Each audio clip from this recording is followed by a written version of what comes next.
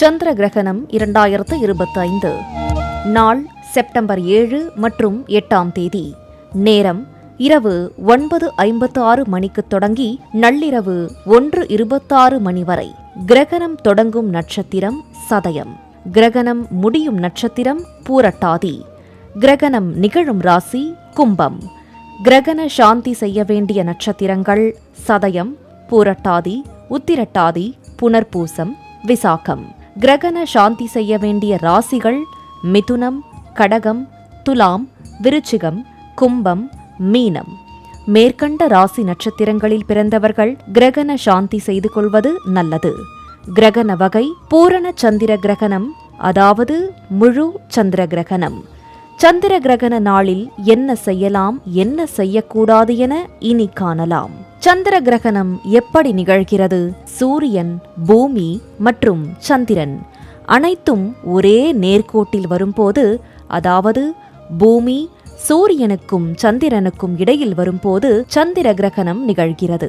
அப்போது பூமியின் நிழல் சந்திரனின் மீது விழுகிறது. இதனால் சந்திரன் இருண்டு விடுகிறது அல்லது சிவப்பாக தோன்றுகிறது. இது ஒரு முழு நிலவின் போது மட்டுமே ஏற்படும் ஒரு வான்மண்டல நிகழ்வாகும். கிரகணம் முழுமையடையும் போது, அதாவது பூமியின் நிழல் சந்திரனை முழுவதுமாக மறைக்கும் போது, பூமியின் வளிமண்டலத்தின் வழியாக செல்லும் சூரிய ஒளி பூமியின் நிழலில் உள்ள சந்திரன் மீது படும். அப்படி படும் இந்த ஒளி சிவப்பாக மாறி சந்திரனை சிவப்பு நிறமாக ஒளிரச் செய்கிறது. இதனால் சில சமயங்களில் சந்திரன் சிவப்பு நிலவு போல தோன்றும். இந்த செப்டம்பர் 7ஆம் தேதி இரவு நிகழும் இந்த கிரகணமும் நிலவை சிவப்பு நிலவாக காண்பிக்கப் போகும் ஒரு முழு சந்திர கிரகணம் என்பது குறிப்பிடத்தக்கது. சந்திர கிரகணம் எப்போது நிகழ்கிறது? இது 2025ஆம் ஆண்டு நிகழும் 3வது சந்திர கிரகணமாகும். இது செப்டம்பர் 7ஆம் தேதி இரவு 9:56க்கு தொடங்கி நள்ளிரவு 1:26 மணிக்கு கிரகணம் முடிவடைகிறது. இதற்கடுத்து இந்த ஆண்டில் கடைசியாக நிகழப்போகும் பகுதி சந்திர கிரகணம் செப்டம்பர் 21ஆம் தேதி நிகழ்கிறது.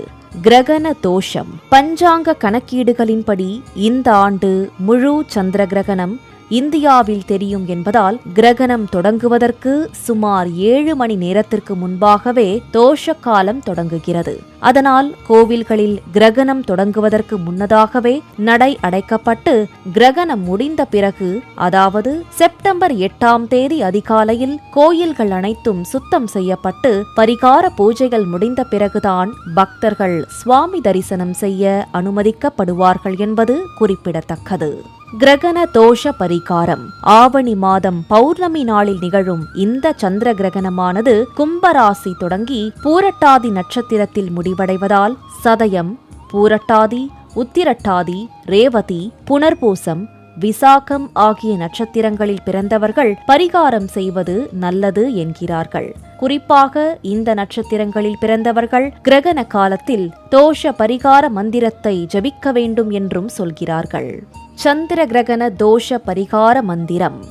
இந்திரோ அனலோ யமோ ரிக்ஷோ வருணோ வாயு ரேவச்சம் குபேர ஈசோக்நந்து இந்து உபரக உதவ்யாதம் மம. மீண்டும் ஒருமுறை மந்திரத்தை கேட்டு தெரிந்து கொள்ளுங்கள்.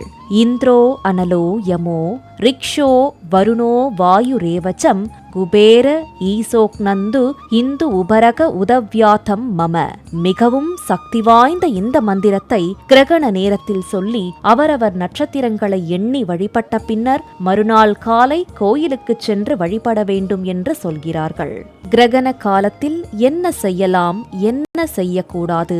கிரகண காலத்தில் தியானம், மந்திர உச்சாடனம், தவம் செய்வது மிகவும் விசேஷ பயனளிக்கும் என்று சொல்கிறார்கள். கிரகண நேரத்தில் ஒரு முறை ஒரு மந்திரத்தை சொன்னால் அது 1000 முறை சொன்ன பலனை தரும் என்பதால் மந்திரங்களை சித்தி செய்ய நினைப்பவர்கள் மானச வழிபாடு செய்யலாம் என்கிறார்கள். கிரகண காலத்தில் யாகசாலை அமைத்து ஹோமங்கள் செய்யலாம். விஷ்ணு சகஸ்ரநாமம், லலிதா சகஸ்ரநாமம், சைவ வைணவ புராணங்கள் போன்றவற்றை பாடுவதும் கேட்பதும் மிகவும் விசேஷ பலன் தரும்.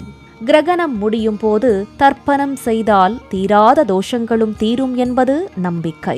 கிரகண நேரத்தில் அவசர காலங்களை தவிர்த்து மற்ற நேரங்கள் கர்ப்பிணிகள் வீட்டிற்குள் இருக்க வேண்டும். அசைவ உணவுகள் மற்றும் ஜீரணத்திற்கு கடினமாக இருக்கும் உணவுப் பொருட்களை தவிர்ப்பது நலம் என்றும் கூறுகிறார்கள். அதேபோல கிரகண கதிர்கள் உணவுப் பொருட்களை தாக்காமல் இருக்க உணவுப் பொருட்களில் தர்ப்பையை போட்டு வைப்பது நல்லது என்று சாஸ்திரம் சொல்கிறது. சந்திர கிரகணம் முடிந்த பின்னர் வீட்டில் விளக்கேற்றி வழிபட்டுவிட்டு அருகில் இருக்கும் கோயில்களுக்கு சென்று அர்ச்சனை செய்து வழிபடுவது மிகவும் சிறப்பான பலனை கொடுக்கும் என்கிறார்கள். இந்த தகவல்கள் அனைத்தும் பஞ்சாங்க குறிப்புகளிலிருந்தே கொடுக்கப்பட்டுள்ளது.